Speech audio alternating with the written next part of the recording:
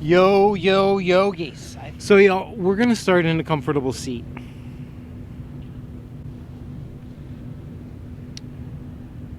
If you have a yoga block, that's a great prop for the session.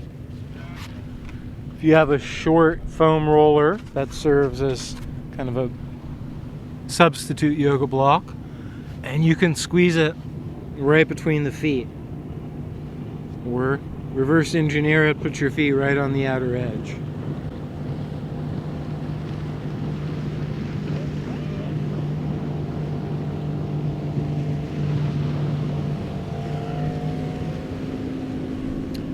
Now, just to be clear before we formally start, if you don't have the right props for this seat, or it just doesn't work with your ankles or knees, please just take a simple alternate. Otherwise, supported virasana.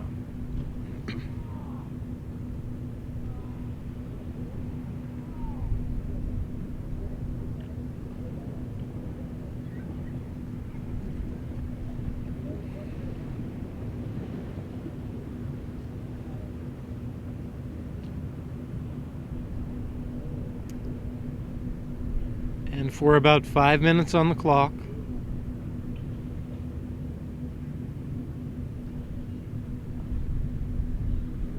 make it as simple as you can possibly make it. And simply sit.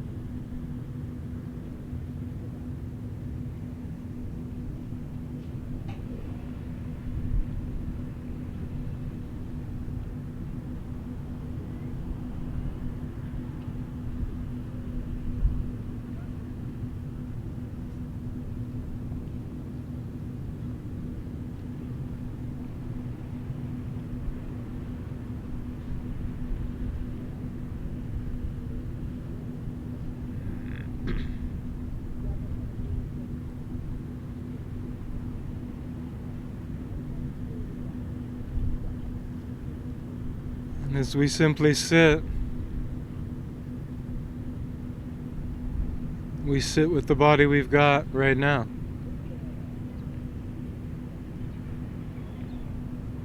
We sit surrounded by the sounds in your room, and the sounds coming from this section of the Marina.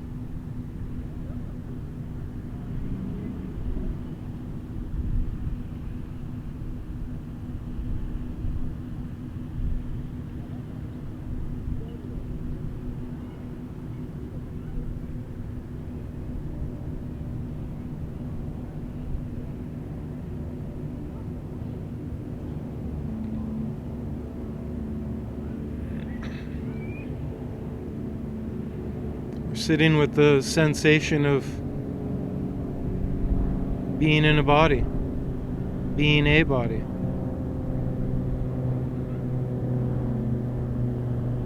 We sit with breathing sensations.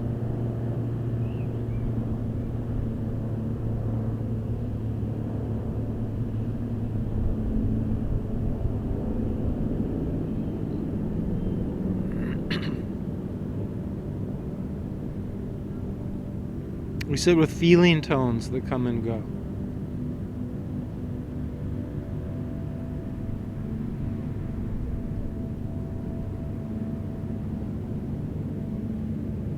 We sit with distractions from the other room. Notifications from the phone.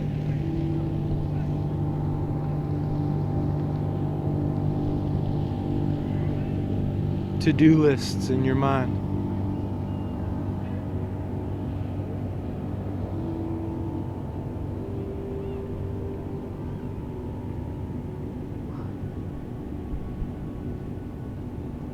We sit and get glimmers of of peace and comfort and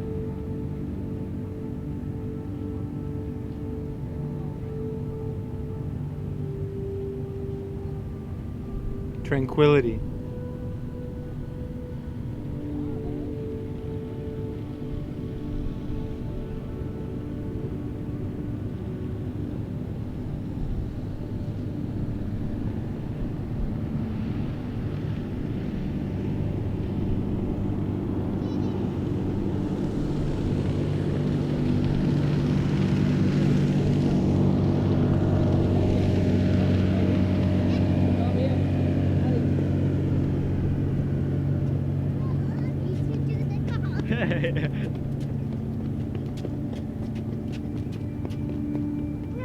Through all of it, through the potential inner distractions, outer distractions. Just spend this last minute simply sitting.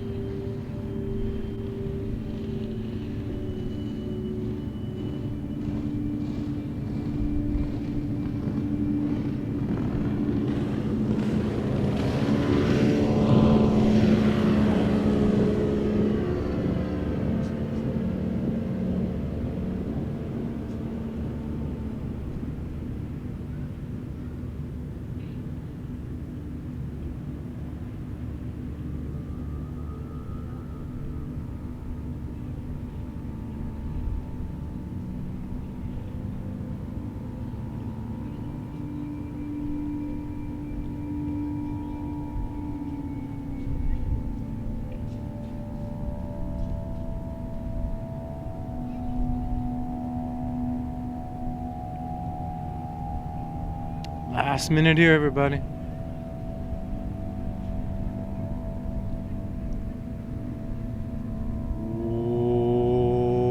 Om Sahana Bhavatu Sahanao Bhunaktu Sahaviryam Karvahaye Tejasve Namitamasu Ma Vidvahavashai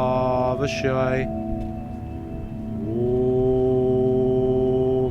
Shanti Shanti Shanti.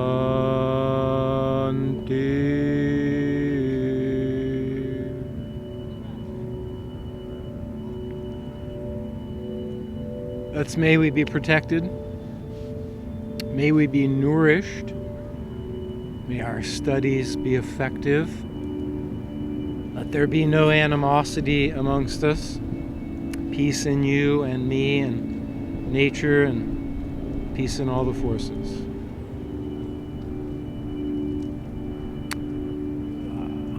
Classically known as essentially the invocation to yoga.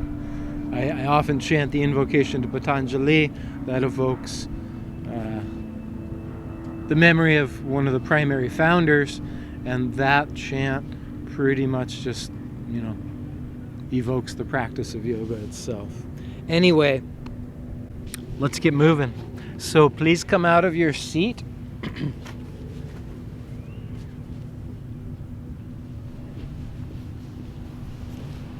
And we will definitely be getting up, but before we do, let's come to lie on the belly just for a moment. So put yourself in a little bit of a sphinx pose. So you've got some extension in your back, a little bit of an arch. Your hips are pretty much level. This is a great way to soothe some of the nerves in your back, get you out of flexion, get you out of rounding, but not into hyperextension. It's really just a fabulous shape. So you can have the feet about as wide as your mat. You can let the heels spill out, which facilitates more relaxation in your glutes and kind of softens the energy around the sacrum and tail. Now, we do a lot of glute strengthening because it's a fabulous activity for so many reasons, particularly for your low back and directly for your glutes. But it's also, you also want to be able to relax that region when need be. So right now, soft there. Gently extend it elsewhere.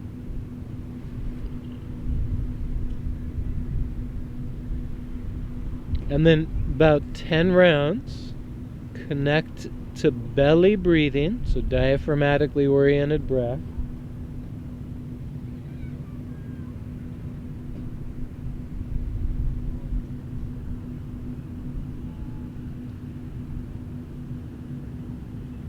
Still in and out through the nose.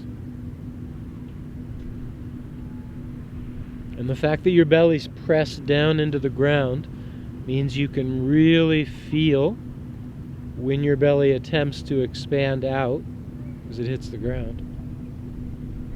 And you can also feel, and this is one thing you can really take advantage of, a sense of breathing in your back, right? We're not just a sheet of paper with a front. We have dimension, thickness, and we've got a backside, and there's a backside to the lung tissue.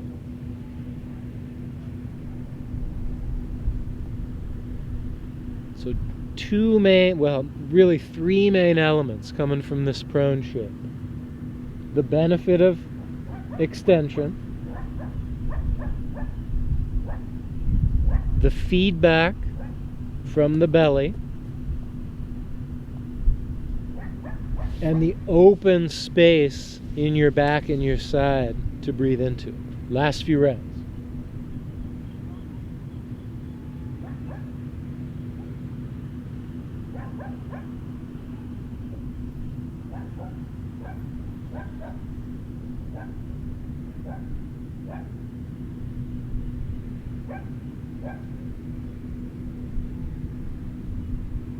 All right. Muy bueno, y'all. Now, let's splay the elbows. Turn the head to one side. You can bring the legs a little closer together. Maybe even put a little contraction in your glutes. Just a little. And then lift up your breastbone and your head. Look into your mat or slightly forward. And then turn your head the other way. And repeat.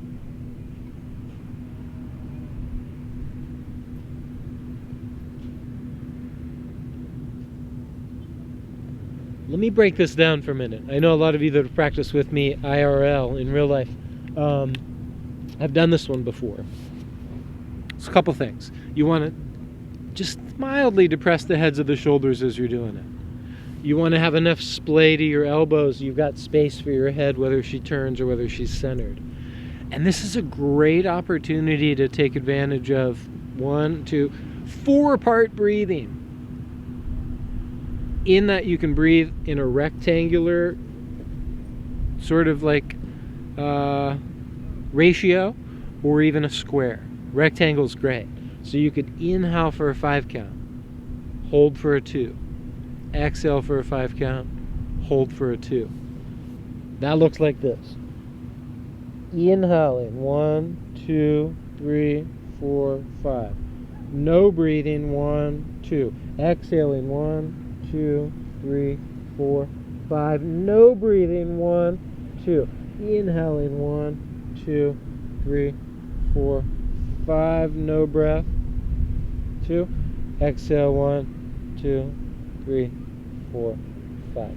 Try that a few rounds. If you hate the counting, just flow. But if you want it, it's there for you.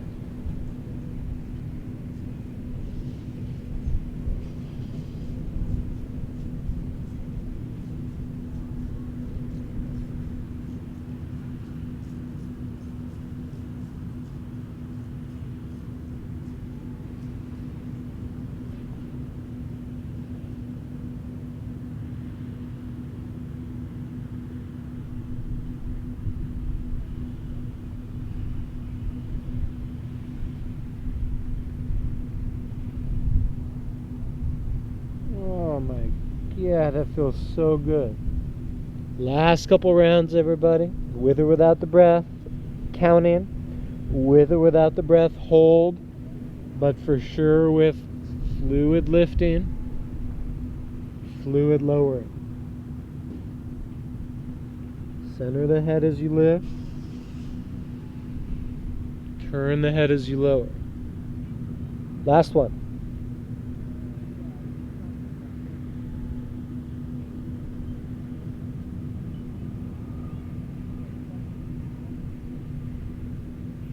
Okay, next we are going to turn the thumbs up, heads up, 7-up styles. External rotation in the head of your shoulders. And this is imperative. Well, I think it is. You can probably get away with it, but ideally you can center your head, forehead down. Here's the deal. Check the screen for a second if you're not sure. With a centered head, you lift one arm, lower. Lift the other arm, lower.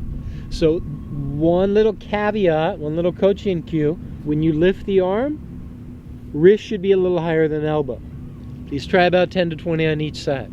1 minute only. Lift, lower. Lift, lower. Now it shouldn't feel hurried. And if in doubt, hold a little squeeze at the top. But we're not necessarily going right on breath count. It's not necessarily a long, slow hold.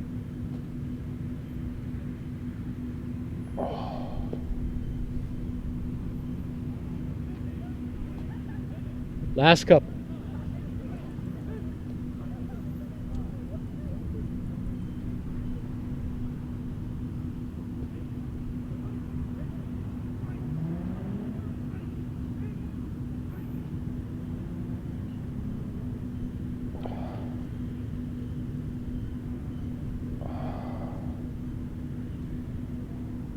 It's a surprisingly robust exercise, 8, 10, 12, 15 reps into it.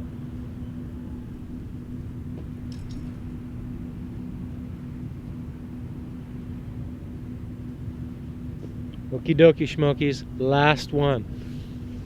We're going to rocket ship the arms down along our side within the boundaries of the mat. Let me give or take an inch or two. Maybe get the legs even closer together, closer than they've been thus far. Possibly even a little more squeeze on the glutes this time. Kind of ratcheting from like totally relaxed to medium intensity to more now. Barely lift chest and head, but feel that extension in your back without the arms supporting you. Maybe it's about the height of this Sphinx, but internally supported instead of externally supported. For about a minute. Little beats up and down with your arms.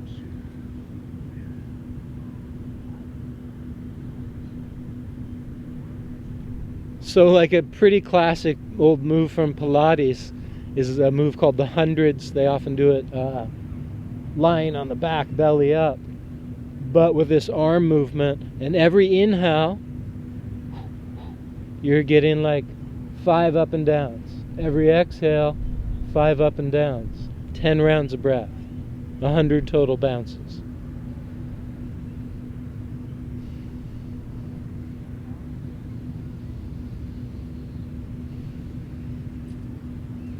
About 20 to go.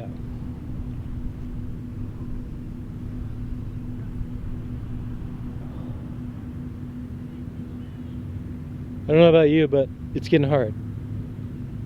It's been hard. Oh my goodness. Okay. And then finally, everybody, let's release that. Oh. Damn, that is muy bueno right there.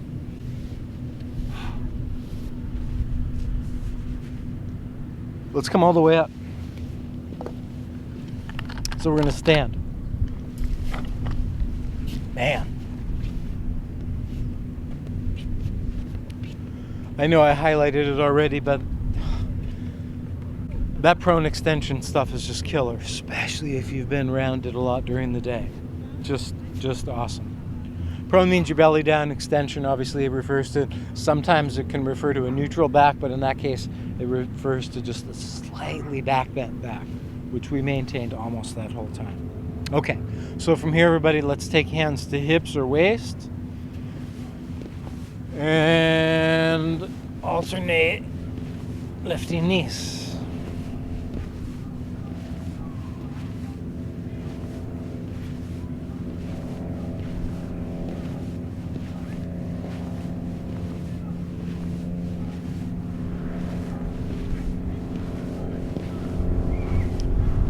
Hope it's nice wherever you are currently practicing this class from. Beautiful 70 degrees here at sunset time.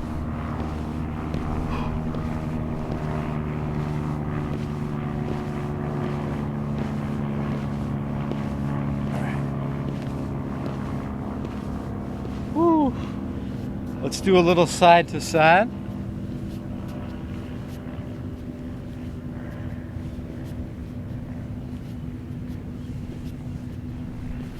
This is the plane we don't get a ton of movement on.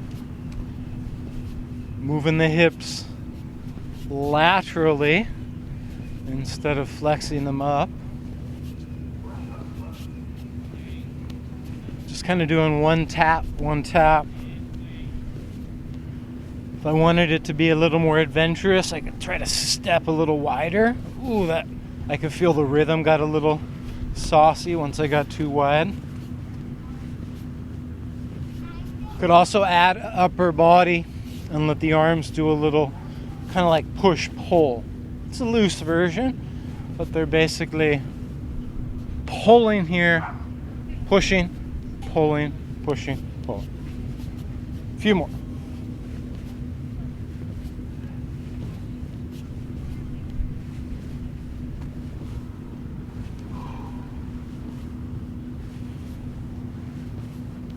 And again, this one might feel like it really cooks, even though it doesn't look like a ton, just because once those reps get up into 10, 15, 20, 30, and you're hitting this side plane that we don't get a lot, it can feel pretty strong. Last couple.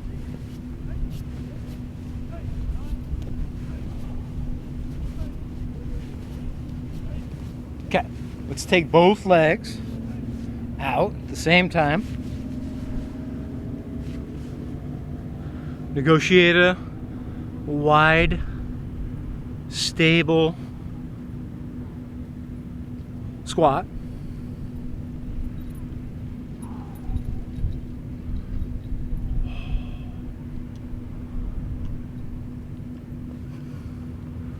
Maybe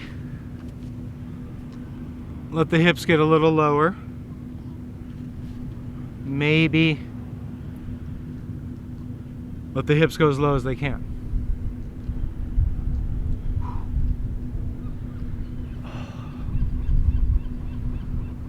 Okay.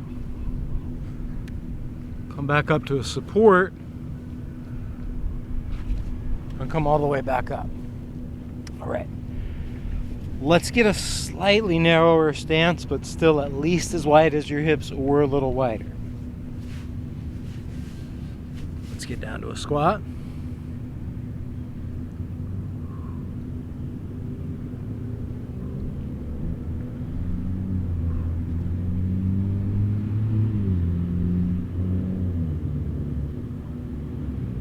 Let's get down a little lower.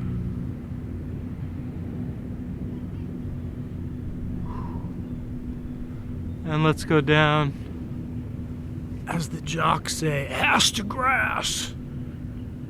Another way to say that is, you just go as low as you can in the squat. This particular squat in yoga is called malasana at this juncture. And you're just back up to the halfway down and then all the way up. Okay? Let's go through that one more time. Feet about as wide as the hips, maybe a little wider. Support with straight arms. 5 big breaths.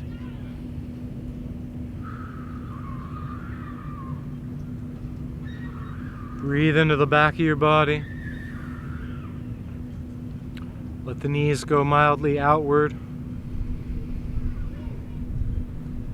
And then sink low enough that your elbows can come onto your thighs instead of your hands. So you've gotten this much lower, the length of your forearms. Your hips lower down a little bit. You can still lean into it and have weight in the pads of your feet, but the hips are going to take a little more than on hands on thighs. And then that final stage, the center of gravity goes almost exclusively down into the hips. There's really nothing for the arms to hold on to. You're down at the bottom of the squat.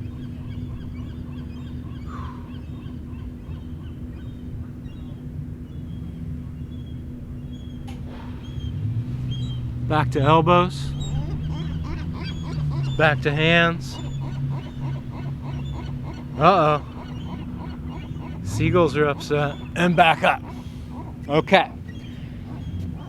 Let's try those 3 squats, and you know, if you need to modify squats for whatever reason for your knees, you can always do so. You can elevate your heels, you could use a wall instead, or you can just modify in your favorite way. Hands behind the head. All right, so same 3 levels. This is basically equivalent to here, but hands free, meaning you got no help. Then down to here, the equivalent to this one. Oh, that's intense. And then lastly, the ass to grass. I know that's a silly term, but it makes sense actually. All the way back up. Whew. All right. Sweet. So we're gonna try that a few times through. You've got a wall to lean into if you need it. You've got the hand elbow support system if you need it. You've got hands behind head if you want it. You could just go all the way down, all the way up, no pause in all 3. Just all the way down to the bottom of the squat, all the way back up, all the way down to the bottom of the squat, all the way back up. Let's try for about 1 minute. You play it how you want to. If you're feeling particularly strong, peppy, you could even jump as you transition.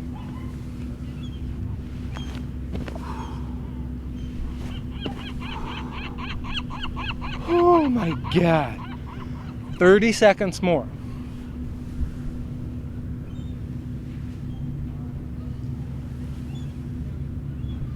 "20 seconds more.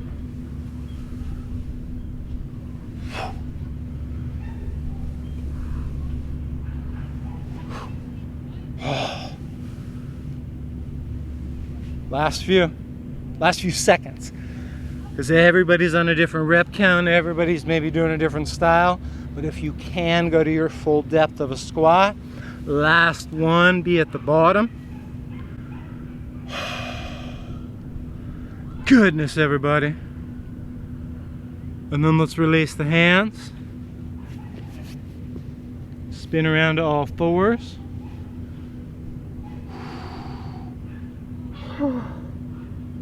Goodness, that feels so good. Now we're going to come down onto the elbows. Going to bring the forearms together in a singular fist.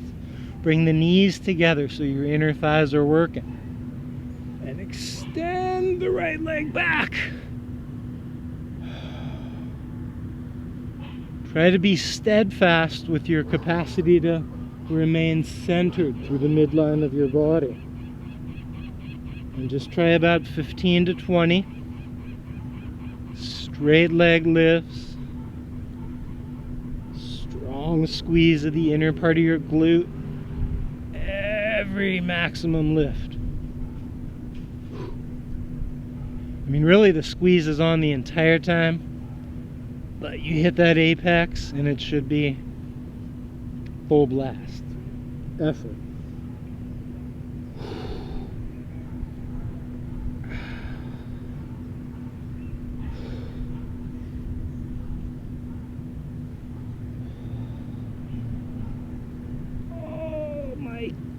Goodness. Let's switch legs. So you're right up the center with hands, right up the center with knees, right up the center with new leg lifts, and little beats up and down.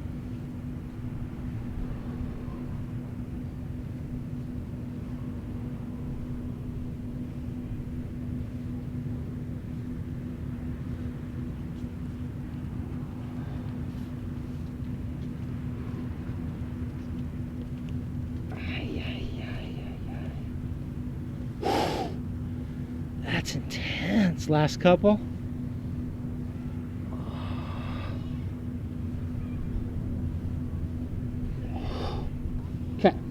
and then release that.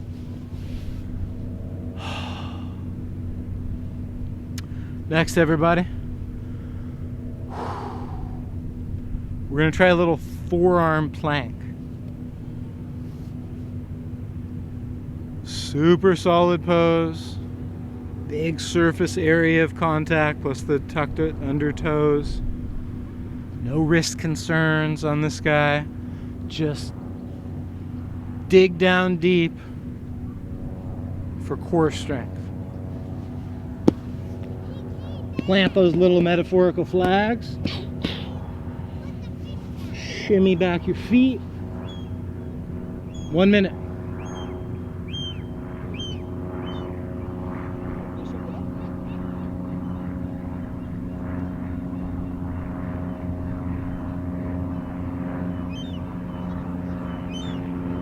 If you find it distastefully easy, you could go into the limb lift. You could do a handshake with one arm. You could do the leg lift with one leg.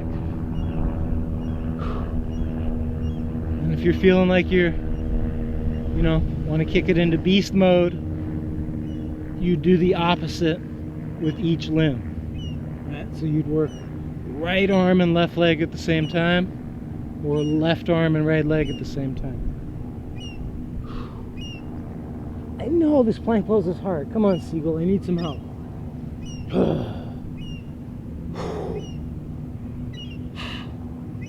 Okay, I think it's been a minute. Oh my God. It's not a complicated pose, it's just challenging. Okay. We're going to still use the forearm, but we're just going to come onto one side. So I'm on the right side, so I'll cue it that way. Elbow under shoulder, fist out in front of the elbow, so you've got a little 90-degree bend in your arm. You want to feel like your shoulder's just secure and kind of tucked in its socket. And then you want your side muscles to do a lot of the lift. Find an arm that just basically is in line with the bottom upper arm. And if you want a little more, keep your ribs super stable, squeeze the butt a little, and lift and lower this arm. So the idea is when you reach her forward, it destabilizes your trunk, so you've got to hold on a little more. Plus it's kind of nice for your shoulder. 2 more. Last one. New side. Only one side plank. So make it good. Lift. Reach. Use those side muscles so your trunk holds you here. Your elbow's just kind of like a little kickstand, but the frame of the bike is kind of what's really strong. So the frame of your torso, it's what's really strong here. You're not just hanging on your elbow. Last one. Oh, man. Let's come up to a seat.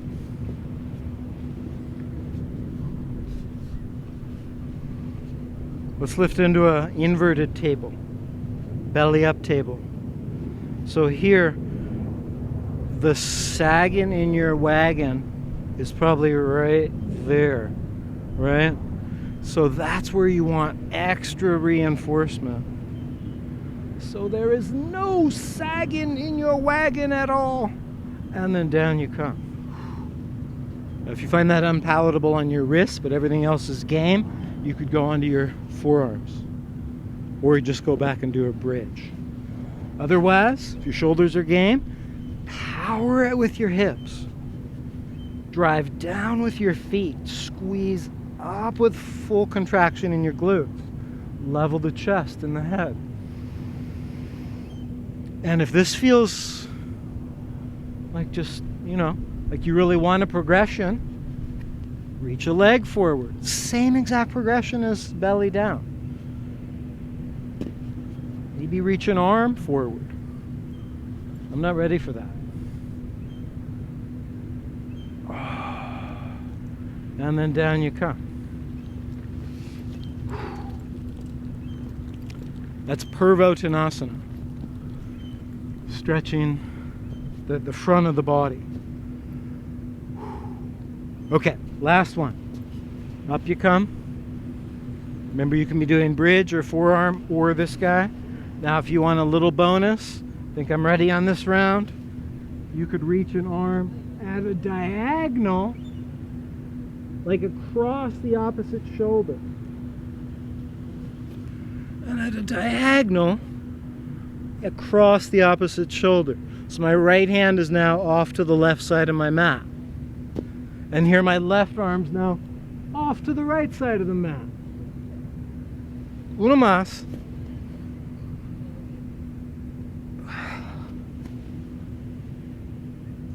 Oh, man. And then please come down onto your bottom. Roll all the way down onto your backside.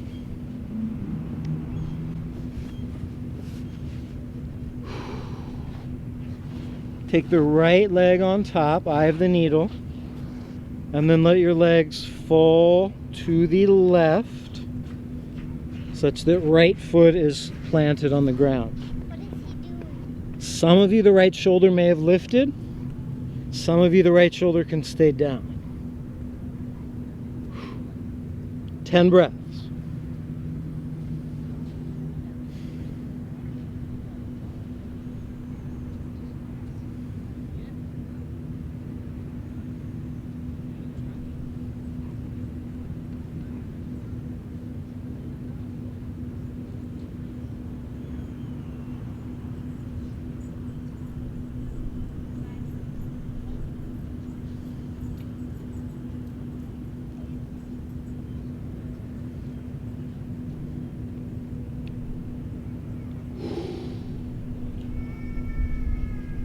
Same right leg, the one that's on top, crossed, stays on top.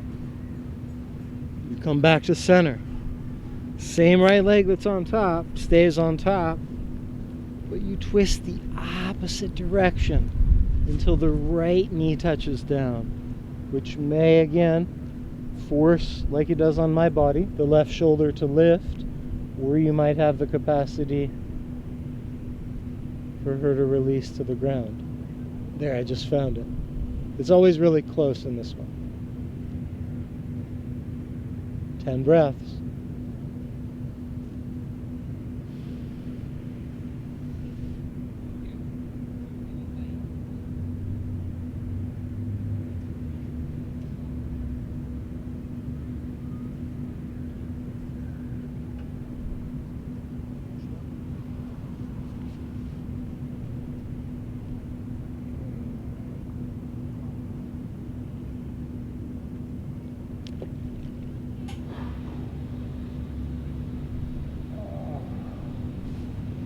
There were dolphins spotted just last week in this part of the Marina, so just hoping maybe they'd manifest themselves tonight for yoga.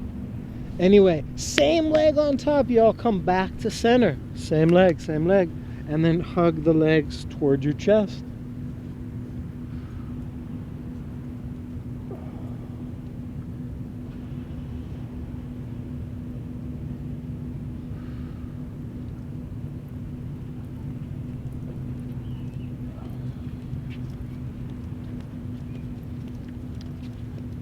Now this is the last part of a four-parter. Same leg on top, but just straighten that underneath leg. Last 10 breaths.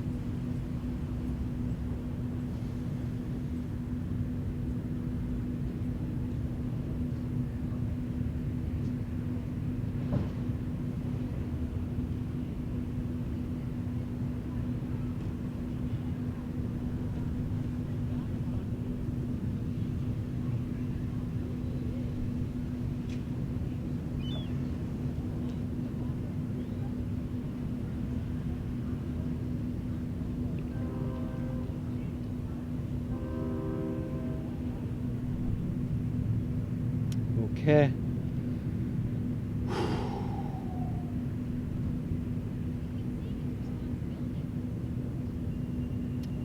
Please release, briefly reset. So that's a 4-parter, 2 twists, 1 each way, 2 hip stretches, 1 leaning into the hamstring, 1 just leaning into the hip. So, new leg on top, left one.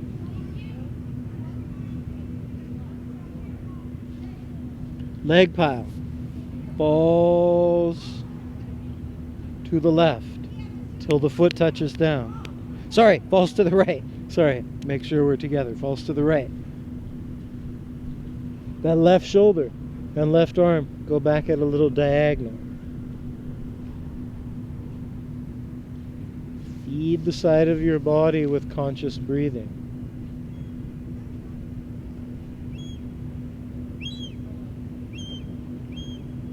If you have a little less twist and rotation capacity than this, your shoulder might be slightly lifted.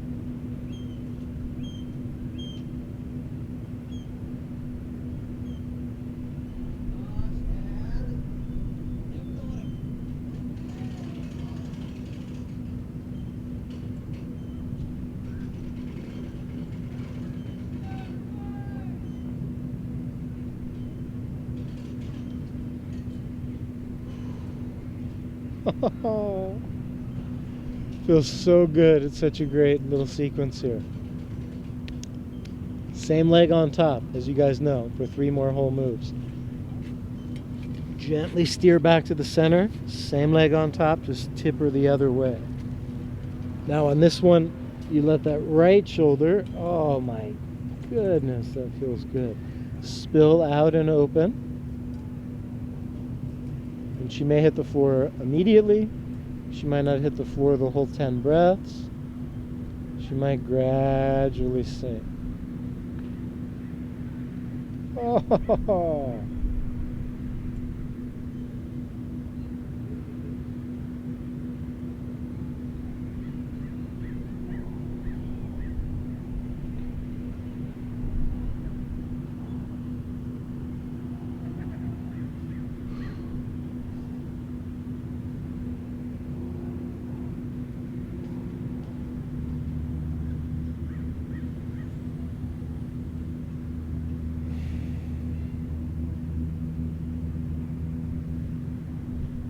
As you know, same leg on top.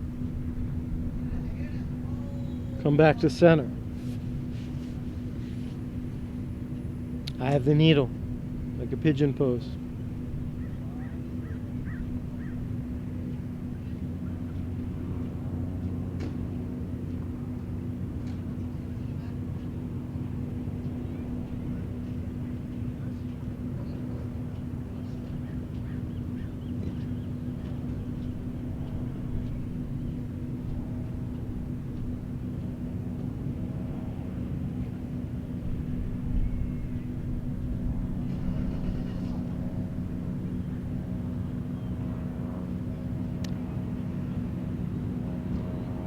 You guessed it, same leg on top.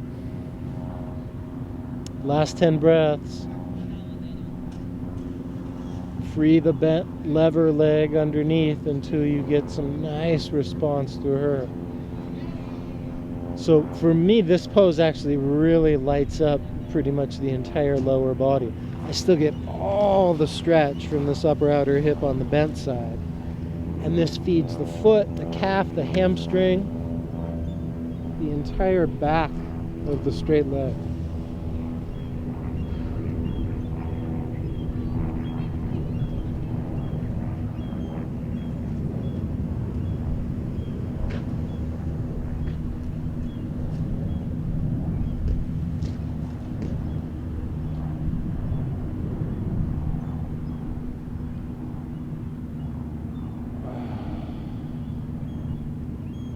Okay, everybody. From here, please come down and rest, and we're going to go into Shavasana. I just need a quick little water break.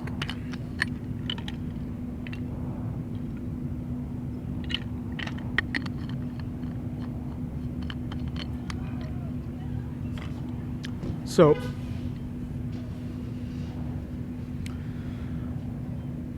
I think, well, you know, there are different approaches to it. I think in the end, Shavasana is probably more an attitudinal process and calm, settled body. And it's traditionally done, as of course you all know, just lying flat on the ground. But I don't think you violate any of the, you know, the essence of Shavasana if you decide to do it with your knees bent instead of your legs straight, if that feels better for your hips. Or your legs up a wall, if that doesn't like constantly feel like a stretch, because you want to be able to relax. Or your calves on a chair. Or even, might not work for your breathing for 6 minutes, but it might be perfect, and we've done it already for longer than that, so it could be great for you. Belly down. I know sometimes lots of options is kind of confusing, and you want to limit the options. So if there's any doubt, stick with the traditional Shavasana. And if you know already that one of those other ones suits you far better, just adopt it.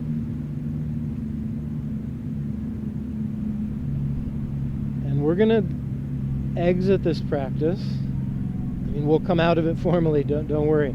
But just to stick with the metaphor for a second, we're gonna exit this practice kind of like the way we went into it.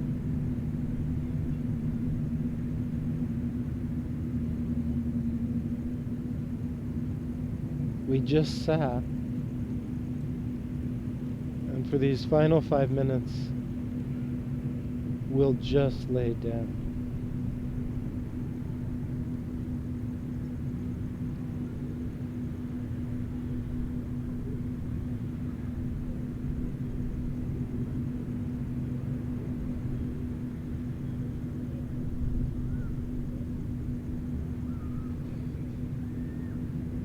Perhaps at this point in our practice,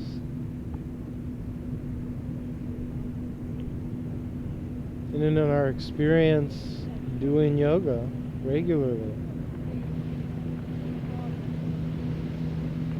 when you just lie down at this point, you might switch gears in an instant. There could feel to you like just an immediate shift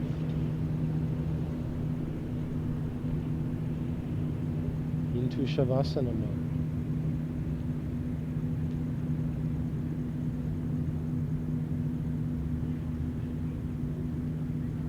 Others still, it might feel gradual, and then you sort of sink in.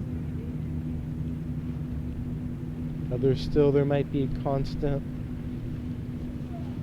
fidgeting or competition for your consciousness. However it manifests, 4 more minutes. Let's just let it be.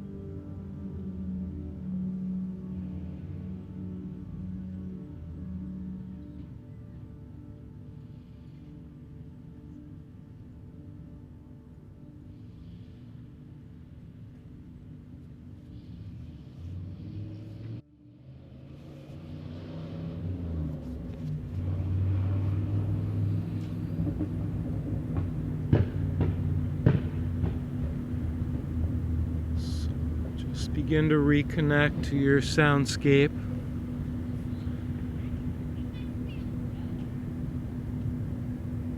A lot of layers of sound coming at you. Ambient noises in your room and ambient noises outside your room and outside your house.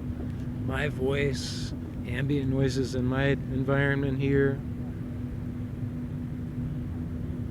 The sound of your own body moving or breathing.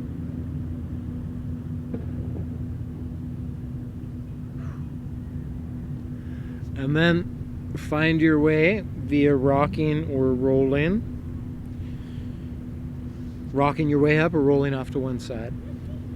And then let's come to a simple seat. Sukhasana.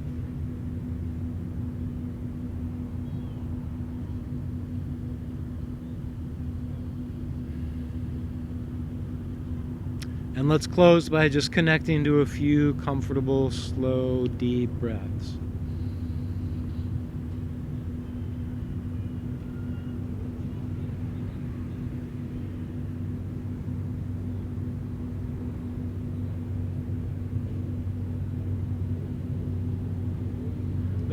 There's a chance you've got somebody there in your room you're practicing with. Most of us are probably practicing solo in our immediate environment. But we're connected right now. There's a little sangha, there's a little group. All of us that are like on right now live. So just send a little thanks out to everybody else. And I thank you all for being here. Namaste.